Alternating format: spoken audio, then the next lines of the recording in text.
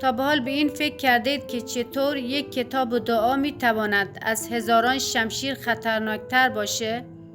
بعد از عاشورا همه انتظار داشتند امام سجاد علیه السلام با شمشیر قیام کند، اما ایشان راه دیگری را برگزید، راهی که پایه‌های حکومت بنی امیه را آرام آرام به لرزه انداخت.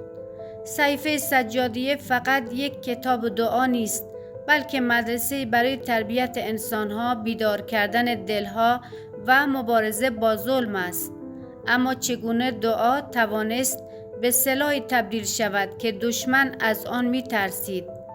در این روایت مستند با هم پرده از یکی از شگفت انگیزترین رازهای زندگی امام سجاد علیه السلام می پردازیم، رازی که شاید نگاه شما را به دعا و مبارزه برای همیشه تغییر دهد، راز سلاحی که بنی امیه از آن می ترسید.